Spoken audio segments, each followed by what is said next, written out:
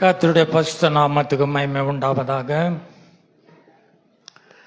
தேவ சமூகத்தில் வந்த ஒவ்வொரு பிள்ளைகளுக்காய் தேவனை ஸ்தோத்தரித்து உங்களுக்கு என்னுடைய அன்பின் வாழ்த்துதலை தெரிவித்துக் கொள்கிறேன்.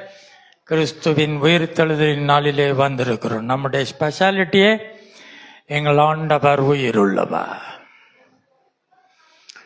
சரிதானா? இந்த நாளிலே தேவனுடைய செய்திக்கு நேராக நாம் கடந்து செல்வோம்.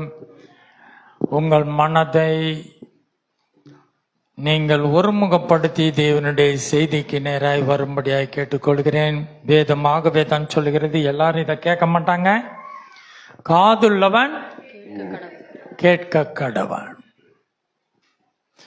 காதுள்ளவன் கேட்க கடவன் என்று சொல்லுகிறார். வேதமே கொஞ்சம் டிஃப்ரெண்டா தான் இருக்கும். இந்த வேதம் வித்தியாசமான காரியங்களை நமக்கு சொல்லித் தருகிறது. அநேக வார்த்தைகள் எல்லாம் நீங்க கேட்ட வார்த்தைகளா இருக்கும். அதனால நமக்கு தெரியும் என்று சொல்லிவிட்டு போகாம நீங்க கவனத்தை, நான் என்ன பாயிண்ட்ல பேசிக்கொண்டு வருகிறேன், ஆவியானவர் எதை குறித்து நம்ம இடத்துல பேசுகிறார் என்பதில் கவனமா இருக்கணும். எல்லாம் நல்லா இருக்கு, நல்லா ட்ரெஸ் பண்ணோம், எல்லாம் பாட்டு பாடணும், நல்லா சாப்பிட்டோம், எல்லாம் போனோம், உயிர்த்தெழுதலில கொண்டாடி ஜாலியை வெடிச்சோம், எல்லாம் கொண்டாடணுன்றதெல்லாம் பேசல.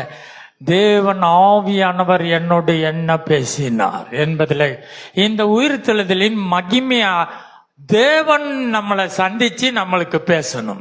சரிதானா? நாங்கள் ஆகாரம் கொடுக்கலாம், கிஃப்ட் கொடுக்கலாம், பாடல் பாட்டி மியூசிக் எல்லாம் போட்டு எனக்கு இதெல்லாம் பண்ணலாம். ஆனால் ஆண்டவர் என்னை சந்திச்சதே நம்ம உணர்ந்தவர்களா இங்கேருந்து கடந்து செல்லணும். கம்யூனியன் சர்வீஸ் இருக்குது. சரிதானா? நம்ம தேவனுடைய செய்திக்கு நேராக நாம் கடந்து செல்வோம். கொஞ்சம் கவனமாக இருந்தால் நம்மளால் போக முடியும்.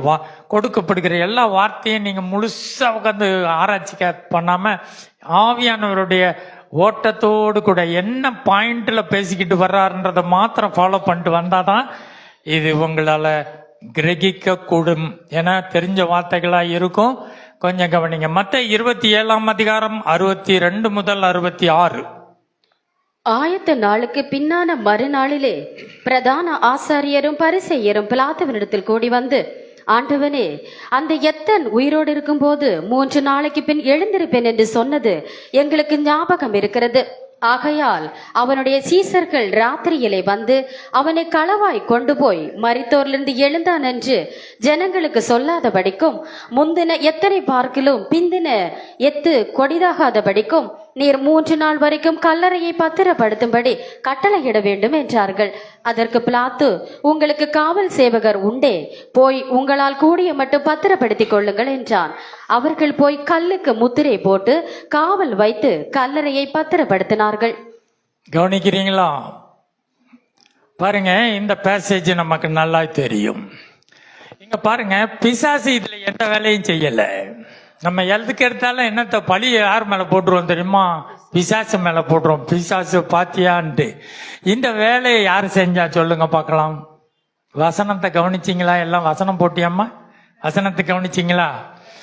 பிரதான ஆசாரியரும் பரிசேயரும். இது யாரு? இது யாரு? RSS காரங்க, அந்த வெளியாட்கள், ஆண்டவருக்கு எதிராய் மத இது பண்றவங்க நம்ம நினைப்போம் பாருங்க. அப்படி இல்லை. தேவாலயத்திலே சொந்த ஜனமாய் தேவன் தெரிந்து கொண்டு அழைத்து தேவனுடைய ஊழியத்திலே ஈடுபட்டு கொண்டிருந்த மத குருக்கள், மத தலைவர்கள் இயேசுவை என்ன தெரியுமா செய்யணும்? பிசாசு ஒரு வேலையை முடிச்சிட்டான். என்ன வேலையா? அவரை தூக்கணும்னு நினைச்சான், அவரை தூக்கியாச்சின்னு நினைச்சிட்டான். அவன் தப்பு பண்ணிட்டேன்னு அவன் உணர்ந்துட்டான். ஆனா உள்ள இருக்கிற தேவாலயத்தை ஜனம் என்ன செய்து, இயேசு மாத்திரம் உயிரோட வந்துடக்கூடாது. என்னது? உயிரோட சாகடிக்கிறது கூட ஈஸி, சாகடிக்கிறது ஈஸி. பிசாசு அந்த வேலையை செஞ்சிட்டான். ஆனா உயிரோட வந்தது வெளியே வரக்கூடாதுன்னு சொல்லி வேலை செய்யறதுக்கு யாரு தெரியுமா இருக்கா? Religious sector. நீங்க நல்லா பிடிக்கணும். நான் என்ன பாயிண்ட பேச வர்றேன்னு பார்க்கணும். இந்த சமூகத்துல கிறிஸ்தவ சமூகம், இது தேவனுடைய ஊழியர்கள் என்று சொல்லப்படுகிற பிரதான ஆசிரியர், ஹை பிரீஸ்டும் பரிசேயரும் வேத சாஸ்திரிகள், நியாய சாஸ்திரிகள், இவர்கள் எல்லாம் வேதம் எங்களிடத்தில் இருக்கிறது என்று சொல்லி அவர்கள் கல்லை எழுத்தாணி அதை அவமாக்கி போட்டதாய் இயேசு சொல்லி கொடுத்தாரே, அந்த மத குறுக்க ரிலிஜியஸ் செக்டார் தான் எதை செய்ய, இயேசு உயிரோடு வந்ததை காம்ப வெளி வரக்கூடாது.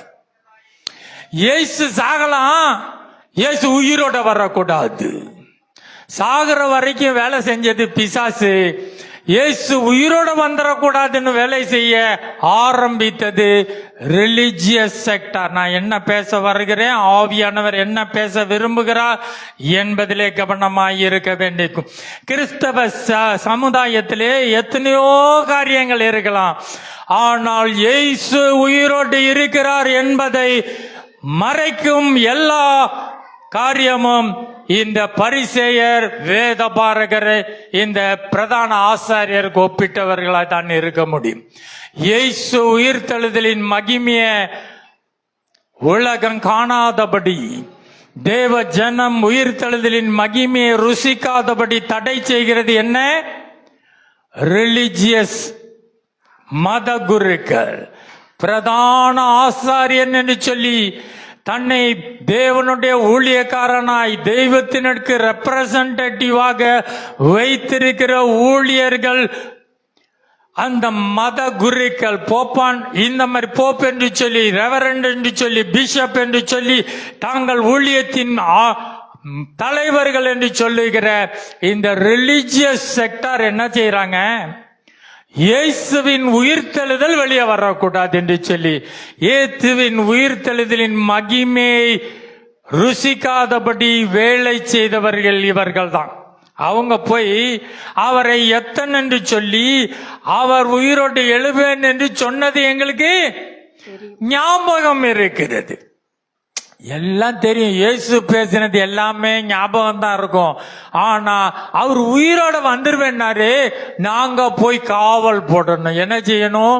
அதுக்கு சேனையை தெரியுங்களான்னு போய் அரசாங்கத்திட்ட கேட்டாங்க. அரசாங்கம் சொன்னாரு, உங்களுக்கு தான் காவல்காரர்கள் சேனைகள்லாம் இருக்குது, நீங்களே போய் அதை செய்யுங்க. அப்ப இயேசுவை உயிரோடு எழும்பாதபடி அந்த காவல் போட்ட முத்திரை போட்டு காவல் வைத்து பத்திரப்படுத்தினார்கள் அந்த இயேசுவின் கல்லறையை.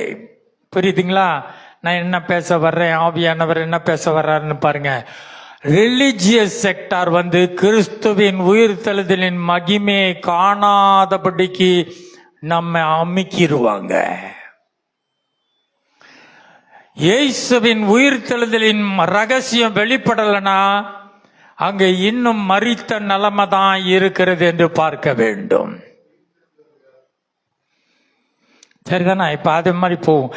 இயேசு ஆனா மரணமே உன் கூர் எங்கே, பாதாளமே உன் ஜெயம் எங்கே என்று சொல்லி வெற்றி சிறந்தவராய் மரணத்தை ஜெயித்தார், பாவத்தை ஜெயித்தார், சாபத்தை ஜெயித்தார், மரணத்தையும் பாதாளத்தையும் விழுங்கி அவர் உன்னதத்திலே அவர் எழுந்தார் என்று சொல்லி நம்மால் பார்க்க முடியும். சரி, எபிரேயர் 2ஆம் அதிகாரம் 14ஆம் வசனம் 15ஆம் வசனம்.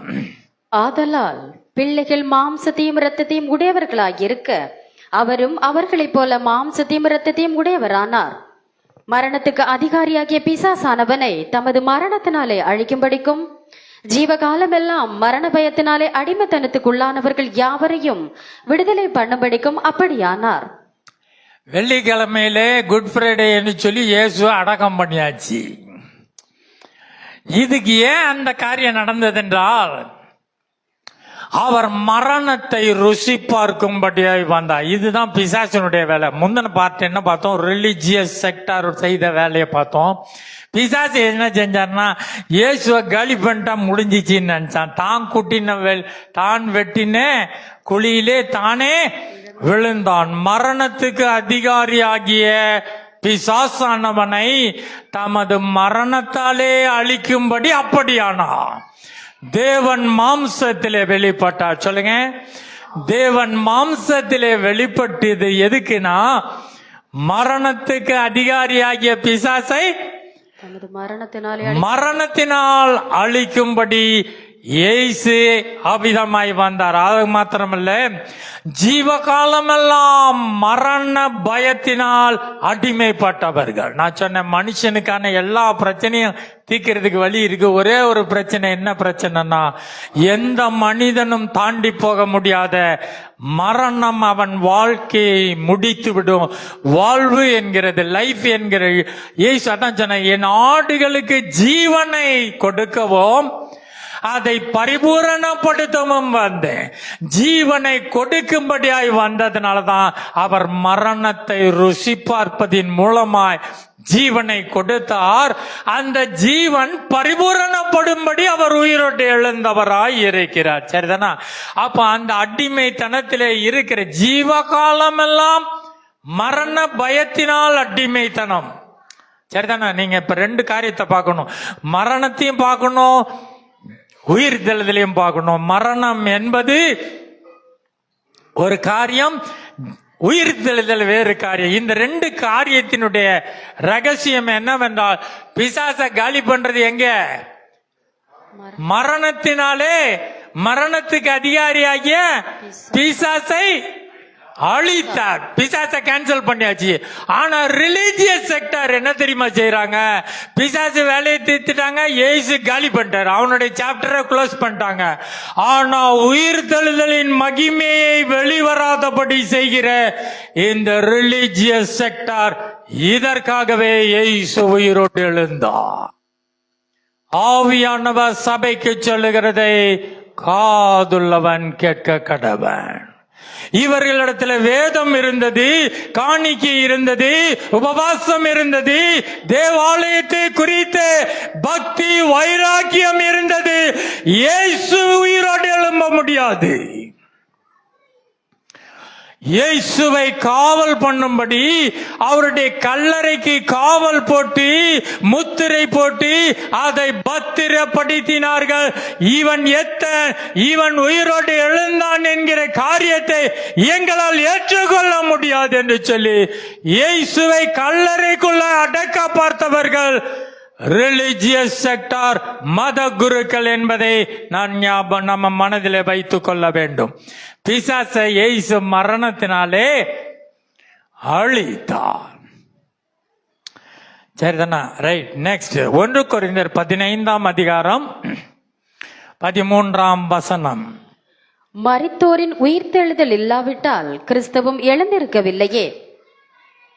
மரித்தோரின் உயிர்த்தெழுதல் இது யாரு கேட்கறது? அதை பத்தியே எங்களுக்கு தெரியாது, நாங்க நம்ப மாட்டோம் அப்படின்னு சொல்லி சதுசேயர்லாம் அப்படி சாதிக்கிறவங்க சொல்றாரு. மரித்தோர் உயிர்த்தெழாவிட்டால் கிறிஸ்துவும் எழுந்திருக்கவில்லையே. கிறிஸ்துவும் எழுந்திருக்கவில்லையே. கிறிஸ்து எழுந்திருக்கவில்லை என்றால், கிறிஸ்து எழுந்திருக்கவில்லை என்றால் எங்கள் பிரசங்கமும் விருதா. பாருங்க, இயேசு சிலுவையிலே அடிபட்டிருக்கலாம். 40 நாள் அவர் அடிச்சாரு, நொறுக்கினாரு, சாப்பிடாம பட்னியா இருந்து தாகமா இருந்தா எல்லாம் சரிதான். இயேசு சிலுவையிலே மரித்ததோட விட்டிருந்தா அவர் சொல்றாரு, கிறிஸ்து எழுந்திருக்கவில்லை என்றால் எங்கள் பிரசங்கமும் விருதா. எங்கள் பிரசங்கம் விருதா. உங்கள் இங்க நான் மைக்கையும் பிடிக்க வேண்டியது இல்லை, நீங்க உக்காந்து கதை ஓட்ட வேண்டியதும் இல்ல. கிறிஸ்து எழுந்திருக்கவில்லை என்றால் எங்கள் பிரசங்கம் வேஸ்ட் சொல்ற, விருதா. உங்கள் விசுவாசமும் விருதா. இயேசு உங்களுக்காக மரித்தார் சொல்றதுக்கு எல்லாரும் ரெடி. ரிலிஜியஸ் செக்டர் என்ன சொல்லலாம்? இயேசு நமக்காக அடிபட்டாருங்க, எங்க வியாதியெல்லாம் சுமந்தாருங்க, எங்களுக்காக காயப்பட்டாருங்க, இயேசு சிலுவையவே தூக்குனாருங்க, இயேசு எங்களுக்காக உயிர் கொடுத்தாரு. அதோட நிறுத்திக்குவாங்க. இயேசு உயிரோடு எழுந்திருக்கவில்லை என்றா எங்கள் பிரசங்கமும் விருதா, உங்கள் விசுவாசமும் விருதா. வேஸ்ட், மேட்ரே வேஸ்ட். எல்லாம் பாட்டு பாடலாம், உபவாசம் இருக்கலாம், 40 நாள் கண்ணீர் விட்டுருக்கலாம். இயேசு அடிபட்டது, நொறுக்குனது, சிலுவையை தூக்குனது, ஆணி அடிச்சது, காயப்பட்டது, எங்கள் மீறுதல் நிமித்தம் காயப்பட்ட, அக்கிரமத்து நிமித்தம் நொறுக்கப்பட்டார், எல்லாத்தையும் கேட்டு இயேசு சிலுவையோட விட்டுட்டீங்கன்னா உங்க பிரசங்கம், உங்க விசுவாசம் எல்லாம் வேஸ்ட்னு சொல்றாரு. அவ்வளவுதான். 17ஆம் வசனம் படிங்க. கிறிஸ்து எழுந்திராவிட்டால் ஆ. உங்கள் விசுவாசம் வீணா இருக்கும். ஆ. நீங்கள் இன்னும் உங்கள் பாவங்களில் இருப்பீர்கள். இங்க நல்லா கவனிங்க. இயேசு எழுந்திருக்கவில்லைன்னா நீ இன்னும் பாவத்தில் இருப்பாய். பாவியாகவே வாரேன், பாவம் போக்கும் பலியாம் என் இயேசுவே வாரேன், பாவியாகவே வாரேன். எவ்வளவு காலம், எவ்வளவு காலம்? உன் இயேசு இன்னும் உயிரோடு எழும்பவில்லை. ஐயா, எங்க பாவத்தெல்லாம் மன்னிச்சிருங்க ஐயா. இயேசு இன்னும் உயிரோடு எழும்பவில்லை. உனக்கு நான் பாவிகளில் எல்லாம் பிரதான பாவி. உன் இயேசு இன்னும் உயிரோடு எழும்பவில்லை என்று நீ சொல்லிக் கொண்டிருக்கிறாய். மறுபடியும் அந்த வசனத்தை படிங்க. நான் பேசல, வார்த்தை. கிறிஸ்து எழுந்திராவிட்டால் உங்கள் விசுவாசம் வீணா இருக்கும். நீங்கள் இன்னும் உங்கள் பாவங்களில் இருப்பீர்கள். இயேசு உயிரோடு எழுந்தார் என்றால் நான் இன்னமும் பாவத்திலே இருக்க முடியாது. இதுதான் உயிர்த்தெழுதலின் மகிமை என்பதை தேவ ராஜ்ய சபை அறிய வேண்டும். இதை அறியாவிட்டால் பிரதான ஆசாரியரும் சதுசேயரும் அங்க நியாயசாஸ்திரிகளும் பரிசேயரும் இயேசுவின் கல்லறைக்கு காவல் போட்ட நிலைமையில தான் இருக்கிறார்கள் என்பதை நான் அறிந்து கொள்ள வேண்டும். மறுபடியும் அந்த வசனத்தை படிங்க. கிறிஸ்து எழுந்திராவிட்டால் உங்கள் விசுவாசம் வீணா இருக்கும். நீங்கள் இன்னும் உங்கள் பாவங்களில் இருப்பீர்கள். நீங்கள் இன்னும் உங்கள் பாவங்களில் இருப்பீர்கள். என் இயேசு உயிரோடு இருக்கிறார் என்று சொல்வேன் என்றால் என்னால் பாவத்தில் இருக்கவே முடியாது. இதுதான் உயிர்த்தெழுதல். இன்னும் வார்த்தை இன்னும் ஆழமா நான் உறுதிப்பட காண்பிப்பேன். நீங்க கவனமா இருந்தாதான் இதை கிரகிக்க முடியும். சரிதானா?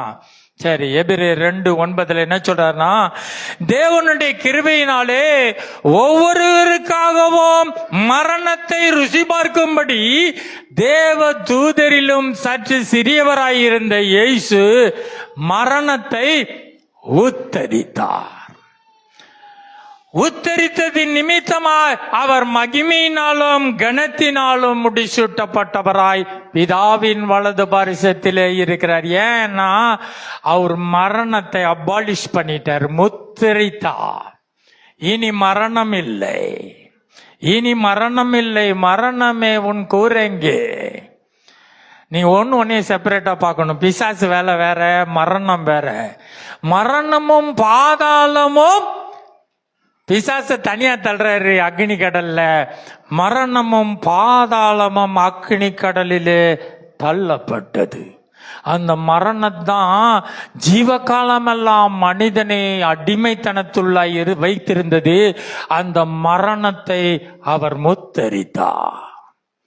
முத்தரித்ததினாலே அவர் பிதாவினால் மகிமையினாலும் கனத்தினாலும் முடிசூட்டப்பட்டதை நாம காண்கிறோம். இயேசு உயிர்த்தெழுதலில் மகிமை உடையவராயிருந்தார். லாசரு இயேசு சிலுவையில் அறையிறதுக்கு முன்னாலே அவர் சொல்லிட்டார், லாசரு கல்லறையிலே மார்த்தாள் மரியாள்கிட்ட சொல்லிட்டாரு, நானே உயிர்த்தெழுதலும் ஜீவனமாயிருக்கிறேன். யோவான் 11:25 படிங்க. நானே உயிர்த்தெழுதலும் ஜீவனமாயிருக்கிறேன். என்னை விசுவாசிக்கிறவன் மரித்தாலும் பிழைப்பான். மரித்தாலும் பிழைக்கிறே மகிமை உள்ள தேவன் தான் நான் ஆராதித்து வருகிறேன். சரி, இப்போ ஒரு கொஸ்டினுக்கு நேரம் வரும். கொஞ்சம் வேகமா போறேன், ஆனாலும் கொஞ்சம் டைம் இருக்கிறனால மெதுவாக எக்ஸ்பிளைன் பண்ணி போறேன். நீங்க கவனத்தை மாத்திர விட்டுறக்கூடாது. இப்போ எல்லாருக்கும் ஒரு கேள்வி, சரிதானா? எபிரேயர் 5:7 படிங்க. அவர் மாம்சத்தில் இருந்த நாட்களில், இயேசு மாம்சத்தில் இருந்த நாட்கள் எவ்வளவு காலம்? ஏமா கவனிக்கிறீங்களா? 33 வருடமாய் இயேசு மாம்சத்தில் இருந்த நாட்களில தம்மை மரணத்தினின்று ரட்சிக்க வல்லமை உள்ளவரை நோக்கி. யார நோக்கி? மரணத்திலிருந்து ரட்சிக்க வல்லமை உள்ளவர். மரணத்திலிருந்து ரட்சிக்க அட்ரஸ் பண்றது கரெக்டா பண்ணிருக்கு. கவனிக்கிறீங்களா? இயேசு யார் இடத்துல ஜெபம் பண்றாரு தெரியுமா? தம்மை மரணத்திலிருந்து ரட்சிக்க வல்லவர். சரி, நம்ம சேட்டு கடைக்கு எதுக்கு போறோம்? ஏதாவது நேரத்துல அடகு வச்சு காசு வாங்கலான்னு போவோம். ஃபைனான்ஸ் பேங்க்குக்கு எதுக்கு போறோம்? ஃபைனான்ஸ்ல ஏதாவது லோன் கொடுப்பாங்களா அப்படின்னு போவோம். டாக்டர்கிட்ட எதுக்கு போவோம்? வியாதின்னா வியாதியை குணமாக்க போறோம். அதனால இப்ப அட்ரஸ் பண்றது, டாக்டர்கிட்ட போறேன்னா எதுக்கு போவாங்க? பார்க்கில் விளையாட போறாங்கன்னு சொல்லுவோம். டாக்டர்கிட்ட போனாங்கன்னா ஏதோ சிக்னஸ் இருக்குது, விடுதலைக்கு போறாங்க. ஓ, பேங்க்குக்கு போறாரு, இல்ல சேட்டுக்கிட்ட போறாருன்னா ஏதோ ஒண்ணு காசு வாங்க போறாரு. அது மாதிரி மரணத்திலிருந்து ரட்சிக்க வல்லமை உள்ளவரை நோக்கி. மரணத்திலிருந்து ரட்சிக்க வல்லவர்கிட்ட தான் இயேசு போயிருக்காரு. என்ன செஞ்சாரு? ஜீவகாலம் எல்லாம், எவ்வளவு காலம்? தான் மாம்சத்தில் இருந்த நாட்களில் எல்லாம் இயேசு மரணத்திலிருந்து ரட்சிக்க வல்லவர்கிட்ட போய் பேசினாரு. நல்லா கவனிச்சுக்கங்க. இயேசு அதிகாலையிலே போய் ஜெபம் பண்ணாரு. இயேசு இருட்டோடையே ஜெபம் பண்ணாரு. இயேசு தனியா இருந்து ஜெபம் பண்ணாருலாம் பண்ணோமே. அவர் மாம்சத்தில் இருந்த நாளெல்லாம் ஒரு காரியத்துக்கு போனாரு, ஒருத்தர்கிட்ட போனாரு. எதுக்காக போனாரு? இந்த வசனத்தை நல்லா பாருங்க. நான் கேள்வி கேட்பேன், பதில் சொல்ல தெரியணும். சொல்லுங்க. அவர் மாம்சத்தில் இருந்த நாட்களில் தம்மை மரணத்தினின்று ரட்சிக்க வல்லமை உள்ளவரை நோக்கி பலத்த சத்தத்தோடும் கண்ணீரோடும் விண்ணப்பம் பண்ணி வேண்டுதல் செய்ய. இயேசு எப்படி ஜெபம் பண்ணாரு? அப்புறம் பலத்த சத்தத்தோடும் கண்ணீரோடும் விண்ணப்பம் பண்ணாரு. என்ன பண்ணிருப்பாரு? எனக்கு ஏதாவது ஒரு பங்களா வாங்கிட்டாங்க அப்படியா கேட்டாரு? தன்னை மரணத்திலிருந்து ரட்சிக்க வந்தவர்கிட்ட போய் பேசுறாருன்னா என்னத்துக்கு பேசியிருப்பாரு? சேட்டு கடைக்கு போனோம்னா ஃபைனான்ஸ், பேங்குக்கு போனா ஃபைனான்ஸ், டாக்டர்கிட்ட போனா வியாதி தீரணும். மரணத்திலிருந்து ரட்சிக்க வல்லவர்கிட்ட எதுக்கு போனாரு? என்னை மரணத்திலிருந்து காப்பாற்றணும். மனுக்குலம் முழுவதுமாய் ஜீவ காலமெல்லாம் மரணத்திற்கு அடிமையாய் இருக்கிறார்களே, இந்த மரணத்திலிருந்து என்னை ரட்சிக்க வல்லவரை நோக்கி இயேசு எப்படி ஜெபம் பண்ணாரு? பலத்த சத்தத்தோடும் கண்ணீரோடும் விண்ணப்பம் பண்ணி வேண்டுதல் செய்து தமக்கு உண்டான பயபக்தியோடு விண்ணப்பம் வேண்டுதல் செய்து கேட்கப்பட்டு. என்ன பட்டு? ஜெபம் கேட்கப்பட்டுச்சா இல்லையா? யார்கிட்ட ஜெபம்? என்ன பண்ணாரு? மரணத்துக்கு போக கூடாதுன்னு தானே ஜெபம் பண்ணாரு. இந்த மரணத்துக்கு போக கூடாதுன்னு ஜெபம் பண்ணாரு. பைபிள் சொல்லுது அவர் ஜெபம் கேட்கப்பட்டது. ஆனா இயேசு எப்படி சிலுவையில தொங்கினாரு?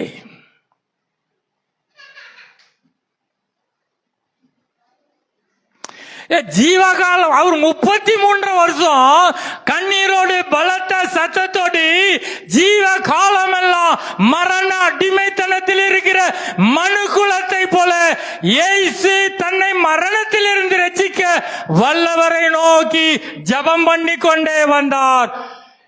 ஆனால் இயேசு மரணத்துக்குள்ளாய் போனார். ஆனா வேதம் சொல்லுகிறது அவருடைய விண்ணப்பம் வேண்டுதல் கேட்கப்பட்டது என்று சொல்லுகிறது. இயேசு ஏன் மரித்தார்? அது வேண்டாம்.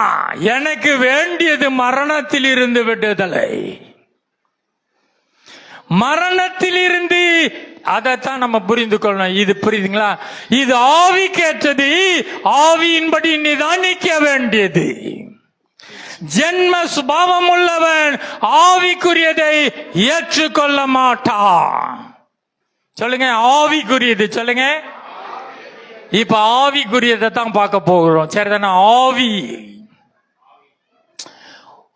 மரணத்தில் இருந்து ரட்சிக்க வல்லவரை நோக்கி இயேசு ஜெபித்தது காரியம் ஒரு ஆவிக்குரிய காரியம். சரிதானே? ஆவி. சரிதானே? நீங்க இனிமேல் ஃபாலோ பண்ண வேண்டிய இடத்துல எல்லாம் ஆவியானவர், ஆவிக்குரியது, ஆவிக்குரிய காரியத்தை ஃபாலோ பண்ணிட்டே வந்தீங்கன்னா உங்களுக்கு இந்த காரியங்களை நீங்கள் சரியாய் நிதானித்து கொள்ள முடியும். சரிதானா? சரி, 1 பேதுரு 3:18 ஏனெனில் கிறிஸ்துவும் நம்மை தேவனிடத்தில் சேர்க்கும்படி அநீதி உள்ளவர்களுக்கு பதிலாக நீதி உள்ளவராய் பாவங்கள் நிமித்தம் ஒரு தரம் பாடுபட்டார். அவர் மாம்சத்திலே கொலை உண்டு, ஆவியிலே உயிர்ப்பிக்கப்பட்டார். 2 டேர்ம் வருது, 2 டேர்ம். நம்ம எந்த இடத்த மாத்திரம் ஸ்பெசிபிக்கா பார்க்கணுன்றது மட்டும் பாருங்க. முழு வசனத்தையும் நீங்க தியானிச்சுக்கிட்டு இருந்தீங்கன்னா அந்த ஃப்ளோ கரெக்டா உங்களுக்கு வராது. மாம்சத்திலே கொலையுண்டு, ஆவியில உயிர்ப்பிக்கப்பட்டார். இந்த 2 ஆக்ஷன் இருக்குது. வெள்ளிக்கிழமையில இயேசு கொலை, ஞாயிற்றுக்கிழமையில இயேசு உயிரோடு வருதா. இயேசு மாம்சத்திலே கொலையுண்டு, ஆவியிலே உயிர்ப்பிக்கப்பட்டு. இந்த 2 டேமையும் புரிச்சுக்கணும், சரிதானா? ஏன்னா அப்போதுதான் நம்மை தேவனிடத்தில் அவர் சேர்க்க முடியும்.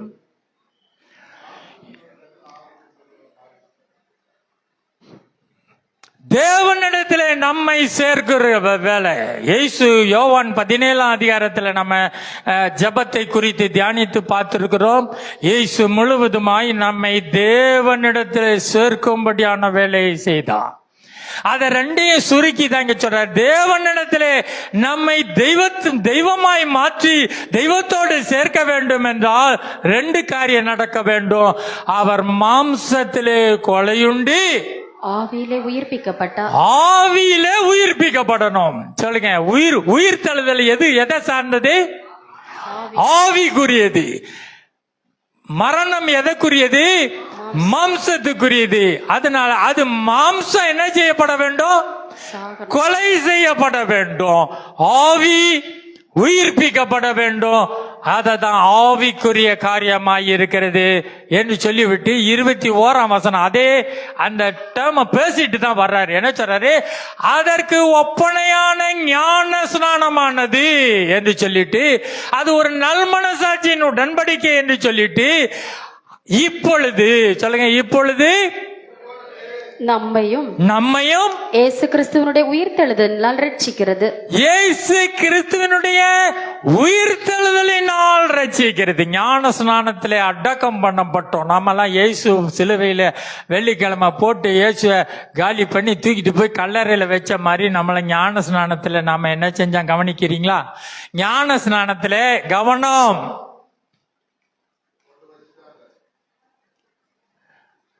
நம்மையும் ஞானஸ்நானம் பெற்றவங்களாம் புரிஞ்சுக்கங்க, நம்மையும் மாம்சத்துல கொலை பண்ணி அடக்க ஆராதனை. ஞானஸ்நானம்னா என்னன்னு தெரிஞ்சு ஃபர்ஸ்ட் நம்பர் 1 தெரிஞ்சுக்கணும். நம்ம அடக்க ஆராதனை. அது என்னது? ஞானஸ்நானம் பெற்றாச்சுங்க, ஒன்னு அடக்கம் பண்ணிட்டாங்களா? என்னது புதுசா சொல்றீங்க? அது அடக்கம்பா, அடக்கம், அடக்க ஆராதனை, சரிதானா? அந்த தான் சொல்றாரு, அவர் மாம்சத்திலே கொலையுண்டு, ஆவியிலே உயிர்ப்பிக்கப்பட்டா. இதற்கு ஒப்பாக தான் ஞான ஸ்நானம். அந்த ஞான ஸ்நானத்திலே அவருடைய நம்ம அடக்கம் பண்ணப்பட்டோம்.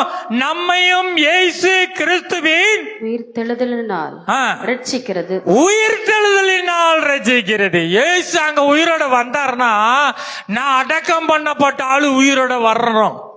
இதத்தான் அங்க கம்பேர் பண்ணி சொல்றாரு. அதற்கு ஒப்பனையான ஞான ஸ்நானமானது. ஞான ஸ்நானத்துல என்ன நடக்குது? ஒரு அடக்கம் நடக்குது, ஒரு உயிர்த்தெழுதல் நடக்கிறது. ஆவி உயிர்ப்பிக்கும். ஆவி என்ன செய்யுமா? உயிர்ப்பிக்கும். மாம்சம் எதுக்கும் உதவாது, அதை அடக்கம் பண்ணிடணும், சரிதானே? சரி, இப்ப யோவான் 17 வாங்க. கொலோசியர் 2:12-13.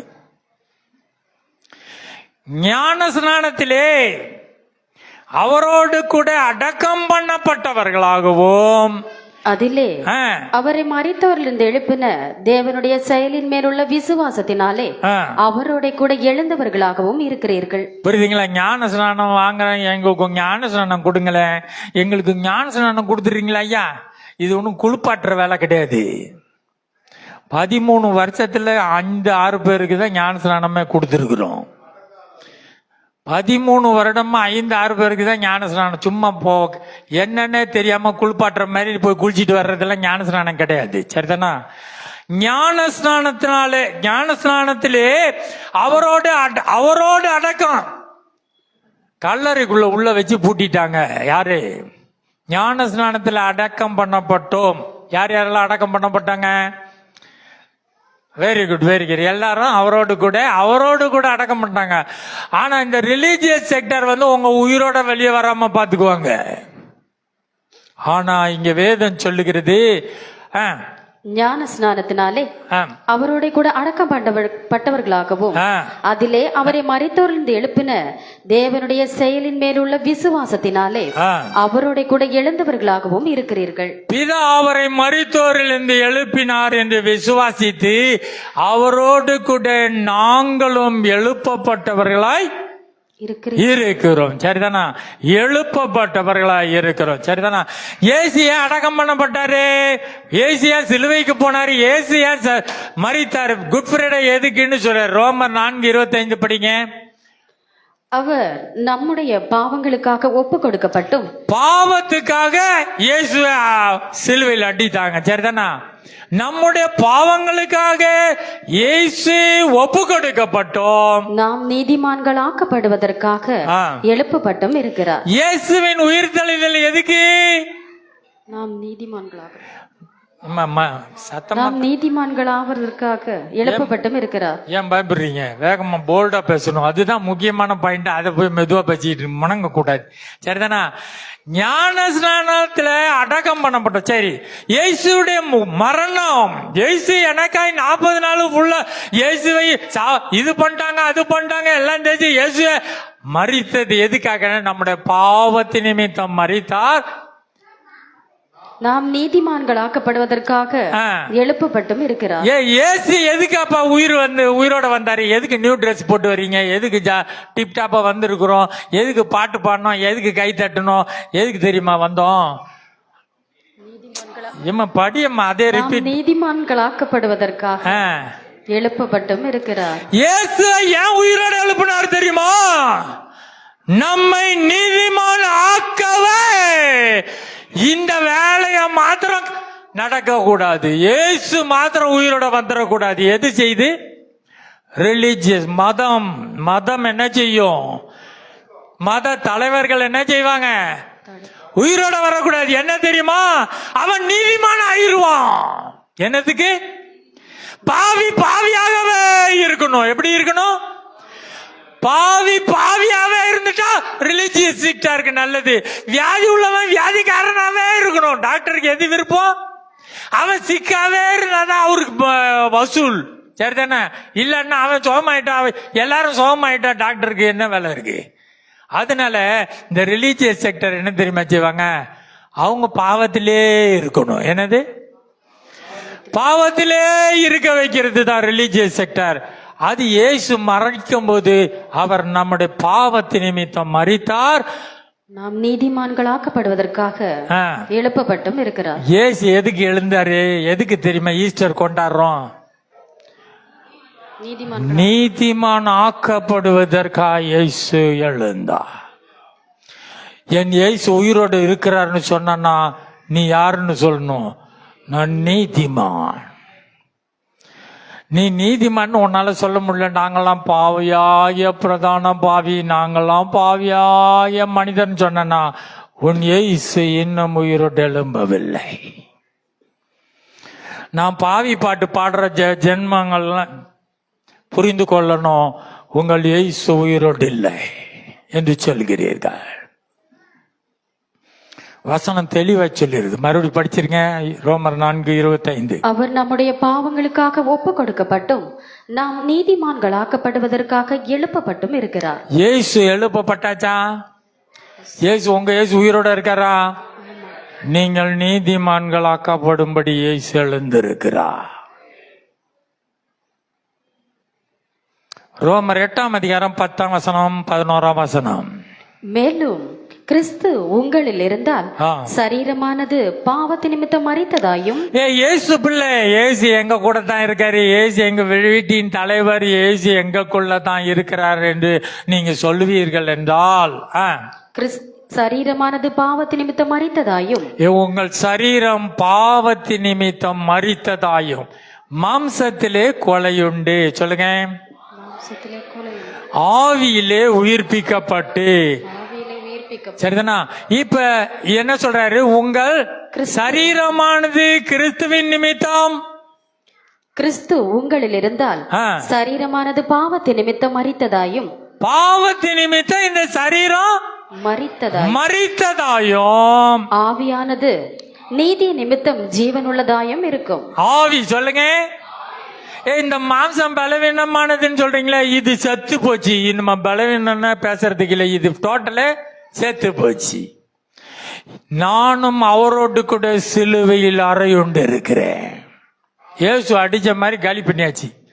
இது பலவீனமான சரீரம், மாம்சமான சரீரம், தப்பு தண்டா நடக்கத்தானே செய்யும். இல்லை, இது சிலுவையில் அடிக்கப்பட்டது. அது படிங்க மறுபடியும். மாம்சமான சரீரமானது கிறிஸ்து உங்களில் இருந்தால் சரீரமானது பாவத்தின் நிமித்தம் மரித்ததாயும், அது செத்து போன சரீரம், அது வேலையே செய்யுது. பாவம் செய்யறதுக்கு அதால எந்திரிக்கவே முடியாது. அது சரீரமானது பாவத்தின் நிமித்தம் செத்ததாயும், ஆவியானது, ஆவி. சொல்லுங்க. ஆவி. சொல்லுங்க. ஆவியானது நீதி நிமித்தம் ஜீவன் உள்ளதாயும், நீதி நிமித்தம் அவர் நீதிமானாய் மாற்றும்படி உயிரோடு எழுந்தாரே, என்னுடைய ஆவி நீதி நிமித்தமாய் ஜீவன் உள்ளதாய் இருக்கும் என்று வேதம் சொல்லுகிறது. நாம் பாவத்துக்கு மரித்து நீதிக்கு பிழைக்கும்படி என்று வேதம் சொல்லுகிறது. சரிதானா? பாவத்துக்கு மரிச்ச சாப்டர் முடிஞ்சிருச்சு. சொல்லுங்க. சாத்தானுடைய சாப்டர் முடிஞ்சிருச்சு. ஆனா இந்த ரிலிஜியஸ் செக்டாருடைய சாப்டரை தான் க்ளோஸ் பண்ண வேண்டியிருக்கு. இந்த ரிலிஜியஸ் செக்டர் என்ன தெரியுமா சொல்றாங்க? நம்ம வீக்கு, நம்ம பாவி, நம்மளால முடியாதுப்பா, நம்மளாம் அப்படி சொல்லி சொல்லி உங்களை உயிர் தெளிதலுக்குள்ளாய் பிரவேசிக்க முடியாதபடி பார்ப்பாங்க. அப்படின்னா நீங்க இன்னும் ஜடம், சரீரம் தான் தவிர உங்களில் ஆவி இல்லை. ஆவியானது நீதி நிமித்தம் ஜீவனுள்ளதாயிருக்கும் என்று சொல்லுகிறார். அன்றியும் இயேசுவை மரித்தோரிலிருந்து எழுப்பினவருடைய ஆவி. சொல்லுங்க. ஆவி. சொல்லுங்க. இயேசுவை உயிரோடு எழுப்பின தேவனுடைய ஆவி உங்களில் வாசமாயிருந்தால், அந்த ஆவி உங்கள்கிட்ட இருந்துச்சுன்னா, கிறிஸ்துவை மரித்தோரிலிருந்து எழுப்பினவர் உங்களில் வாசமாயிருக்கிற தன்னுடைய ஆவியினாலே சாவுக்கு எதுவான உங்கள் சரீரங்களையும் உயிர்ப்பிப்பார். பாத்தீங்களா? இந்த சரீரம் சாக போது, இந்த சரீரத்தை இயேசு உயிர்ப்பிக்கிறார். ஆவியானவர் உயிர்ப்பிக்கிறார். ஜென்ம சரீரம் இதை உயிர்ப்பிக்கிறவராயிருக்கிற ஆவியானது, ஆவினாலே அது சாவுக்கு எதுவான உங்கள் சரீரங்களையும் உயிர்ப்பிக்கிற ஆவி. சொல்லுங்க. புரியுங்க. அதனாலதான் இயேசு மாம்சத்திலே கொலையுண்டு ஆவியிலே உயிர்ப்பிக்கப்பட்ட அதே ஆவியானவர், கிறிஸ்துவை மரித்தோரிலிருந்து எழுப்பின ஆவியானவர் உங்களில் இருந்தால் அவர் சாவுக்கு ஏதுவான உங்கள் சரீரத்தை உயிர்ப்பிப்பார். நீதிக்கு பிழைக்கிறவர்களாய் நீங்கள் இருப்பீர்கள். பாவத்துக்கு மரித்து நீதிக்கு பிழைக்கும்படி. சரி, 1 தீமோத்தேயு 3:16 வேத வாக்கியங்கள், தேவ பக்தியை குறித்து சொல்றாரு. படிங்க. வேத வாக்கியங்கள் எல்லாம் தேவ ஆவியினால் அருளப்பட்டிருக்கிறது. 3:16 தேவன் மாம்சத்திலே வெளிப்பட்டார், ஆவியிலே நீதி உள்ளவர் என்று விளங்கப்பட்டார். சரிதானா? பாருங்க, மாம்சத்தையும் ஆவியையும் கம்பேர் பண்ணி வர்ற வசனங்களை பாக்குறோம். சரிதானா? தேவன் மாம்சத்திலே வெளிப்பட்டார், ஆவியிலே நீதி உள்ளவர் என்று விளங்கப்பட்டார். ஆவி செய்யற வேலையை பாத்தீங்களா? ஆவி எதோட சேர்ந்து இருக்குது? நீதியோடு சேர்ந்து இருக்கிறது. இயேசு உயிர்ப்பிக்கப்பட்டார். உயிர்த்தெழுதலின் மகிமை ஒரு நீதி. என்னை நீதிமான் ஆக்கும்படி இயேசு உயிர்த்தெழுந்தார். ஆவி உயிர்ப்பிக்கிறது. இயேசு மாம்சத்திலே கொலையுண்டு. மாம்சம் எங்க போகணும்? கொலைக்கு போகணும். ஆவியிலே உயிர்ப்பிக்கப்பட்டார். இப்ப இங்க என்ன படிக்கிறோம்? தேவன் மாம்சத்திலே வெளிப்பட்டார், ஆவியிலே நீதி உள்ளவர் என்று விளங்கப்பட்டார். சரிதானா? அப்ப அந்த ஆவி என்ன செய்யுது? ஆவியோட ஐடென்டிட்டி வேலை என்ன தெரியுமா? நீதி விளங்கணும். நீதிமான், இவன் நீதிமான், இவனுடைய நீதி விளங்கணும் என்று சொல்லி ஆவியானவர் வேலை செய்கிறவராய் இருக்கிறார். சரிதானா? சரி, இந்த நிலைமைய பார்த்துட்டு தான் பவுல் புலம்பி பேசுறாரு. ஒரு ஆவியை பெறாத மனுஷனுடைய நிலைமையை பத்தி அங்க பேசுறாரு. ரோமர் 7:24 சொல்றாரு. என்ன சொல்றாரு பாருங்க. நிர்பந்தமான மனுஷன் நான், இந்த மரண சரீரத்திலிருந்து யார் என்னை விடுதலையாக்குவார்? பாருங்க, மனுக்குலம் ஜீவகாலம் எல்லாம் ஒரு அடிமைத்தனம். எதுனா மரணத்தினால், மரண பயத்தினால் அடிமைத்தனம். இதத்தான் சொல்றேன். இந்த பேத்தட்டிக் சிச்சுவேஷனை பத்தி பவுல் எப்படி சொல்றாருன்னா, நிர்பந்தமான மனுஷன் நான், இந்த மரண சரீரத்தின், இந்த மரணம், இது பாவம் செய்யுது, இது வியாதியா படுக்குது, இது எந்திரிக்க மாட்டேங்குது, ஓட மாட்டேங்குது, வயசாயிருது, இந்த மரண சரீரம், இதில் இருந்து யார் என்னை விடுதலையாக்குவார்? விடுதலை ஆக்க முடியும்? இந்த மாம்சம் இது கொலையுண்டம் போகிற இது தோத்து போயிரும், இது தோத்து போயிரும். அதனாலதான் பேதுருட்ட கேட்கிறேன், தம்பி 1 மணி நேரம் ஜெபம் பண்ணுப்பா, பிசாசு வருவான், உன்னை சொலகு மாதிரி படைப்பான்னு சொல்லிட்டு போறாரு. இயேசு பாக்குறாரு, தூங்குறான். இயேசுக்காக உயிரே விட்டுருவேன். இயேசு 12 சீசர்ல எல்லாம் ஓடிட்டானுங்க. பேதுரு துணிச்சல வீசுறான், அருவாள் எடுத்து யார சோல்ஜரோட காதையை வெட்டுறான். அவனுக்கு பயந்தாங்கொழியா என்ன அவன்? அப்படி இல்லை, இயேசுக்காக பட்டயத்தை வீசுகிறவன். ஆனா இயேசு 1 மணி நேரம் ஜெபம் பண்ணுப்பாருன்னு தான் சொன்னாரு. தூங்குனா. ஏன் தெரியுமா? ஏன் தூங்குனா? இயேசு சொன்னாரு, மாம்சம் உற்சாகமானதுப்பா, ஆவி உற்சாகமானது, மாம்சம் பலவீனம். நீ மாம்சத்திலேயே நின்னுகிட்டு இருக்க, நீ தூங்குவ. நீ மாம்சத்துல வைராக்கியம் பாராட்டி பட்டயத்தையும் தூக்கிடுவ. உமக்காக நான் உயிரையும் கொடுத்துருவேன் நெஞ்ச நிமித்திட்டுலாம் வருவ. ஆனா மாம்சத்துல நீ ஓடுகிறாய், ஆவிதான் உற்சாகமானது. மாம்சம் பாத்தியா தூங்க விட்டுருச்சு உன்னை. சோதனைக்காரன் வர்றான்டா, பிசாசு உன்னை சொலகுனால தூக்க போறான்டான்னு அவ்வளோ சொல்லி கொடுத்துட்டு கூட்டிட்டு வந்து இந்த நேரத்தில் அதுவும் இயேசு சொல்றாரு, டேய் மெய்ப்பனை வெட்ட போறாரு, ஆடுலாம் செதறடியும். எந்த ஊர்ல அதெல்லாம் நல்லா அப்படி பின்னாலே வந்துகிட்டே இருக்கான். மாம்சம் பலவீனமானது. அதைத்தான் பவுல் பேசுறான், இந்த மாம்ச சரீரத்தினின்று என்னை யார் விடுதலையாக்குவார்? நான் நிர்பந்தமான மனுஷன் சொல்லிட்டு அப்படியே அந்த பேசேஜ் கண்டினியூ ஆகி 8ஆம் அதிகாரம் 2ஆம் வசனம் ஆனப்படியாலும் சொல்லி ஸ்டார்ட் பண்ணிட்டு சொல்ற என்ன சொல்றாரு? கிறிஸ்து இயேசுவினாலே, கிறிஸ்து இயேசுவினாலே ஜீவனுடைய ஆவியின் பிரமாணம் என்னை. என்ன பிரமாணம்? ஜீவனுடைய ஆவியின் பிரமாணம். ஜீவனுடைய ஆவியின் பிரமாணம். இதைத்தான் சொல்றேன். ஆவி சொல்லுங்க. இந்த பிரமாணம் யாருக்கு புரியாது? ஜென்ம சுபாவத்துக்கு புரியாது. என்ன இயேசு ஜீவ காலம் எல்லாம் மரணத்திலிருந்து தப்பிக்கிறப்பட்டு ஜோம் பண்ணாரு. ஆனா அவரே தொங்க விட்டுட்டாங்களே, ஏன் என்ன கைவிட்டுன்னு சொல்ற மாதிரி ஆக்கிட்டாங்களே, இது யாருக்கு புரியாது? ஜென்ம சுபாவத்துக்கு புரியாது. ஆவிக்குரியவன் தான் சகலத்தை நிதானிக்க முடியும். சரிதானா? இப்ப ஆவி படிங்க அந்த வசனத்தை மறுபடியும். கிறிஸ்து இயேசுவினாலே ஜீவனுடைய ஆவியின் பிரமாணம். இது ஆவியின் பிரமாணம். பாருங்க, இந்த ஆவியின் பிரமாணம் என்ன செய்தான்? என்னை பாவம் என்பவைகளின் பிரமாணத்தினின்று விடுதலையாக்கிட்டு. பாருங்க, தப்பு தண்டெல்லாம் ஓகே தான், செய்யத்தான் செய்வாங்க. ஏன்னா இது மாம்ச பிரமாணம். மாம்ச பிரமாணம் என்ன சொல்லணும் தெரியுமா?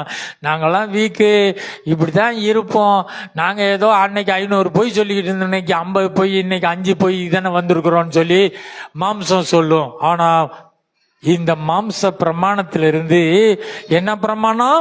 ஜீவனுடைய ஆவியின் பிரமாணம். ஜீவனுடைய ஆவியின் பிரமாணம். பாவம் மரணம் என்பவைகளின் பிரமாணத்தினின்று விடுதலையாக்கிட்டு. அந்த பிரமாணமே கிடையாது, அந்த ரூல்ஸே கிடையாது. அந்த ரூல்ஸே சபையில பாதி பேர் தப்பு பண்றவங்க இருப்பாங்கன்னு சொன்னீங்கன்னா அவங்க சபையே கிடையாது.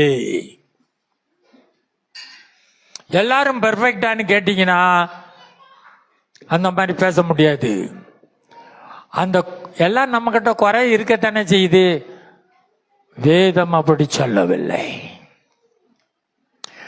அந்த பாவம் மரணம் இது தப்பு, தண்டனை, பனிஷ்மெண்ட், அடி, உத, வியாதி, கடன், கண்ணீர், இந்த பிரமாணத்துல இருந்து எது விடுதலை ஆக்கிச்சான்? ஜீவனுள்ள ஆவியின் பிரமாணம். கிறிஸ்து இயேசுவினாலே என் இயேசு உயிரோடு இருக்கிறார் என்று சொல்லும் பொழுது அந்த ஜீவனுள்ள ஆவியின் பிரமாணம் என்னை பாவம் மரணம் என்கிற பிரமாணத்தில் இருந்து விடுதலை ஆக்கினது. இதுதான் கிறிஸ்துவின் உயிர் தழுதல். இதை நம்ப விடாம பண்றதுதான் ரிலிஜியஸ் செக்டா.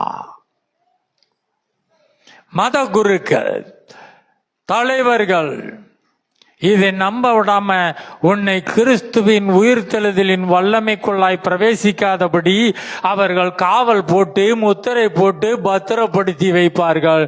இயேசு மரணத்தை ஜெயித்து உயிரோடு எழுந்து கனத்தினாலும் மகிமையினாலும் முடிசூட்டப்பட்டவராய் உட்கார்ந்தவராய் இருக்கிறார். என் இயேசு உயிரோடு இருக்கிறார்.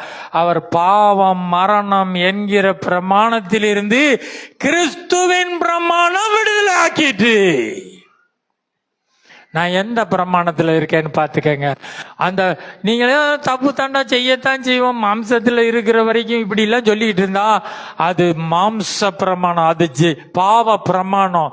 இது நின்று யார் என்னை விடுதலை ஆக்குவா என்று சொல்லிட்டு தான் அவர் சொல்றாரு, நான் அவரை ஸ்தோத்தரிக்கிறேன்னு சொல்றாரு. பவுல் பேத்தட்டிக் பொசிஷன் சொல்லிட்டு ரோமன் 7 சாப்டர் அப்படியே முடிச்சிடக்கூடாது.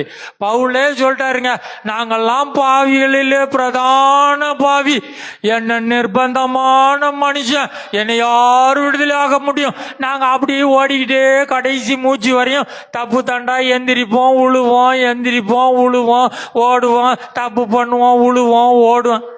இந்த கதையே கிடையாது. பவுல் சொல்லிட்டு தான் அடுத்த வசனம் சொன்னாரு, என் தேவனை ஸ்தோத்தரிக்கிறேன், அவருடைய பிரமாணம் என்னை பாவம் மரணம் என்கிற பிரமாணத்தில் இருந்து ஆவியின் பிரமாணம் என்னை விடுதலை ஆக்கிட்டு என்று சொல்லுகிறார். சரிதானா? கத்தனால இப்ப அடுத்த செக்ஷனுக்குள்ள போறோம். இயேசுவின் உயிர்த்தெழுத. இப்ப ஆவியின் பிரமாணத்துல வந்துட்டு அந்த ஆவியானவர் உயிர்ப்பிக்கிறவர் எதை? சாவுக்கு ஏதுவான சரீரத்தை. ஆவியானவருக்கு தெரியும் இந்த சரீரம் சாகிறதுக்கு போயிட்டு இருக்குதுன்னு. இதை உயிர்ப்பிக்க என்னை விசுவாசிக்கிறவன் மரித்தாலும் பிழைப்பான், மறியாமலும் இருப்பான். இயேசு சொன்னாருன்னா எக்ஸாஜரேட் பண்ண மாட்டாரு. நானே உயிர்த்தெழுதலும் ஜீவனுமாயிருக்கிறேன், வானத்திலும் பூமியிலும் சகல அதிகாரமுடையவராய் மரணத்தை ஜெயித்து பாதாளத்தை விழுங்கி அவர் உன்னதங்களில் வீற்றிருக்கிறவராய் இருக்கிறார். பிசாச தனியா சொல்லிட்டார். மரணம், வீக்னஸ், பலவீனம், இதை மரணம் பாதாளத்தையும் அக்னி கடல்ல தள்ளுறாங்க. சரிதானா? ஜீவ காலம் எல்லாம் மனிதனை ஆண்டது மரணம். இதற்கு அதிகாரியாய் பிசாசு இருந்தார். மரணத்துக்கு அதிகாரியாய் பிசாசை தம்முடைய மரணத்தில் அழித்தார். இப்ப உயிர்த்தெழுதல் எதற்கென்று? தேவ ஜனம் உயிரோடு இருக்கும்படி, நீதிக்கு பிழைக்கும்படி. கிறிஸ்துவின் பிரமாணம், ஆவியின் பிரமாணம் என்னை பாவம் மரணம் என்கிற பிரமாணத்திலிருந்து விடுதலை ஆக்கிட்டு. சரி, இதையெல்லாம் வந்தாச்சு. இப்ப என் ஏசு உயிரோடு இருக்கிறார். எங்க ஏசு உயிரோட இருக்காருங்க, எங்க ஏசு உயிரோடு இருக்கு, இப்படி எல்லாம் பயந்து சொல்லிட்டு இருக்க கூடாது. அது பலன். ஏசு உயிரோட எழும்பும்போது என்னென்ன ரகசியமா நடந்துச்சா? என்ன? கல்லறைகள் திறந்தன. இயேசுவோடு கூட அடக்கம் பண்ணப்பட்ட எத்தனையோ கல்லறைகள் எல்லாம் திறந்து அவ்வளவு மகிமையாய் பூமி அதிர்ந்தது. அவ்வளவு மிராக்கிளஸ், அவ்வளவு மகிமையாக இயேசு. என்னாச்சு? ஒரே டிஸ்டர்பன்ஸ். பின்னால போதுமா பிரசங்கம்? உயிர்த்தல் நான் சொன்னேன், ஆவிக்குரிய காரியத்துக்கு வரணும், உயிர்த்தெழுதுக்குள்ளாய் வரணும்னு. இல்லைன்னா உங்க ஏசி செத்தவர் வச்சு எங்க ஏசி சிலுவையில் தொங்க விட்டாருங்க, எங்க ஏசி எங்க வியாதியெல்லாம் குணமாக்கிடுவாருங்க. ஆமா, குணமாக்கிடுவாரு. எங்க ஏசு வியாதியெல்லாம் குணமாக்கிறாரு. அவர் தரித்திரரானார், குடிசைக்கு போய் மாட்டு தொழுவத்துல பிறந்தார். ஆமா, தரித்திரரானவர் உங்களை குணமாக்கி உங்களை ஐஸ்வர்யமா மாத்துவாரு. எங்கள் வியாதி எல்லாம் தூக்கும்போது எங்க பாடுகளை எல்லாம் ஏற்றுக்கொண்டார். எங்கள் மீறுதல் எங்க பாவம் அக்கிரமத்து நிமித்தம் நொறுக்கப்பட்டார். எல்லாம் சரிதான். உங்க இயேசு இன்னும் சிலுவையிலே இருக்கிறாரு. என் இயேசு உயிரோடு எழுந்தவர். இந்த ஆவியின் பிரமாணத்துக்குள்ள வந்தவங்க தான் சொல்ல முடியும், அவர் என் பாவத்துக்கு என்று மரித்து அவர் நீதிமான் ஆக்கப்படும்படி எழுந்தவர். என் இயேசு எழுந்தவர். இது ஆவிக்குரிய காரியம். இந்த ஆவியின் பிரமாணத்துல நான் இருக்கிறேனா, ஆவிக்குரியவனா இருக்கிறேனா என்பதை பார்க்கணும். அப்படி இருந்துச்சீங்கன்னா நீங்க யார் தெரியுமா? நீங்கள் வல்லவர்கள், நீங்கள் பலவாங்க. உங்களை பார்த்தாலே பிசாசு நைஸா போயிடுவான். இயேசுவின் மரணத்தை மாத்திரம் வச்சிருக்கிறவங்க கிட்ட பிசாசு நல்லா ஆட்டம் போட்டுக்கிட்டே இருப்பான். வாங்க வாங்க வாங்க, நீங்களாம் சாகிறதுக்கு தான் பிறந்திருக்கிறீங்க. எதுக்கு பிறந்திருக்கிறீங்க? சாகிறதுக்கு. இடுக்கமானதுப்பா ரொம்ப. அப்படி சிலுவை தூக்கிட்டு வாங்க, ஒப்பாரி வச்சுக்கிட்டே இருங்க. இந்த வேலையெல்லாம் இங்க கிடையாது. எல்லாருக்கும் சிலுவை தூக்க பாடு அனுபவிக்கிறீங்களா? ஆவியின்படி பாடு, கிறிஸ்துவின் பாடு. அவன் பாருங்க, தேவன் அம்பாட்ட அடிக்கிறாங்க, கல் அடிச்சு நொறுக்கிறாங்க. அவன் பாடு எப்படி திரும்ப ஆரம்பிச்சான்? அங்க பரலோகத்தை பார்த்துக்கிட்டு இருக்கான். அவன் கல் அடிக்கிறவங்கள பார்த்துக்கிட்டு இருக்கான். இது ஆவியின் பிரமா. அவன் ஆவியில நிறைந்தவனாய் வானத்தை பார்த்தான். அங்கு இயேசு பிதாவின் வலது பாரிசத்துல நிற்கிறது தான் தெரியுதே தவிர இங்க எல்லாரும் கல் அடிக்கிறாங்கப்பா, ஒரே பாடம் இருக்குது, ஒரே பிரச்சனையா இருக்குது. நீ இன்னும் மாம்சத்தில் இருக்கிறாய். அவன் ஆவிலே நிறைந்தவனாய் இயேசு பிதாவின் வலது பாரிசத்தில் நின்று தன்னை வரவேற்கிறதை அறிந்தான். அவன் மகிமைக்குள்ளாய் எடுத்துக் கொள்ளப்படும். சரி, வல்லமைன்னு சொன்ன என்ன சொன்ன? ரிசரக்டிவ் பவர், உயிர்த்தெழுதலின். எல்லாம் சொல்லுங்க, உயிர்த்தெழுதலின் வல்லமை. சரி, படிங்க. எபேசியர் 4:10 படிங்க. இறங்குனவரே. ஏன் இந்த உயிர்த்தெழுதலின் காரியம் என்ன என்று பாருங்க. உயிர்த்தெழுதல் ஏன் என்று பாருங்க. ஏன் வரணும், ஏன் சாவணும், ஏன் உயிர்த்தெழு பேசாம அங்க இருந்து ஆட்டோமேட்டிக்கா சுவிட்ச் போட்டு பரலோகத்துக்கு கொண்டு போங்களாம், கொண்டு போயிருக்கலாம்ல. சுவிட்ச் ஆன் பண்ணி ரோபாட் மாதிரி அப்படி டச் பண்ணா யார் யாரெல்லாம் வந்து சேரணுமோ வந்து சேர போறாங்க, யார் யாரெல்லாம் சாவணுமோ சாவ போறான், யார் யாரெல்லாம் நரகத்துக்கு போகணுமோ போயிடுவாங்க, பரலோகத்துக்கு வரவங்களும் வந்திருப்பாங்கல்ல. ஆனா அப்படி இல்லை. இயேசு வரணும், மறிக்கணும். இயேசுவின் சிலுவை பாடு, மரணம் ஒரு செக்ஷன், செகண்ட் பாயிண்ட் உயிர்த்தெழுதல் ஒரு செக்ஷன். இதான் இங்க பாக்குறோம். பாருங்க, இறங்கினவரே. இறங்கினார். இயேசு என்ன செஞ்சாரு? மகிமையை விட்டு உன்னத தேவன் அடிமையின் ரூபம் எடுத்து இறங்கினார். இறங்கினவரே எல்லாவற்றையும் நிரப்பத்தக்கதாக. எதுக்கு இயேசு இறங்கினார் தெரியுமா? எல்லாவற்றையும் நிரப்பணும். என்ன சொல்லுங்க? நிரப்பணும். நல்லா கவனியமா, அப்பதான் புரியும். இயேசு ஏன் இறங்கி வந்தார் தெரியுமா? எல்லாத்தையும் நிரப்பணும். என் பாத்திரம் நிரம்பி வழிகிறது. இயேசு வந்ததே நிரப்புறதுக்கு தான் வந்தார். எல்லாவற்றையும் நிரப்பத்தக்கதாக, எல்லா வானங்களுக்கும் மேலாக உன்னதத்திற்கு ஏறினவருமாய் இருக்கிறார். இயேசு 2 வேலை செஞ்சாரு. இறங்கினாரு. சொல்லுங்க, இறங்கினாரு, ஏறினார். ஏறினார். சொல்லுங்க. இயேசு இறங்கி என்ன செஞ்சாரு? எல்லா பாத்திரத்தையும் கொண்டு வந்துட்டு அதை நிரப்பத்தக்கதாக ஏறினார். சரிதானே? இப்ப அதுதான் சொல்றாரு, நிறைவானது வரும்பொழுது குறைவானதெல்லாம் ஒளிந்து போயிடும். சரிதானே? நிறைவானது வந்து எல்லாத்தையும் நினைப்பேன். நான் ஜீவனை கொடுக்கவும் அதை பரிபூரணப்படுத்தவும் வந்தேன். இப்ப இயேசு எதுக்கு வந்தாரு? எல்லாத்தையும் நிரப்பணும். இயேசு நிரப்பி இருக்காருன்னு தான் இப்ப பாக்கணும். அவர் இறங்கினவரே.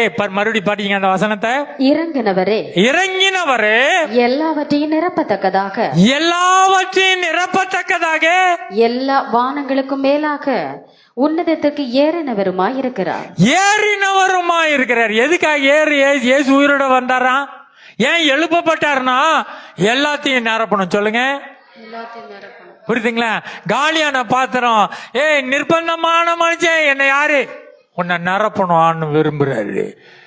சரிதானா? அதற்காக அவர் ஏறினவராய் இருக்கிறார். உன்னதத்துக்கு ஏறினவராய் இருக்கிறார். படிங்க அடுத்தது 7ஆம் வசனம் என்ன சொல்லுது?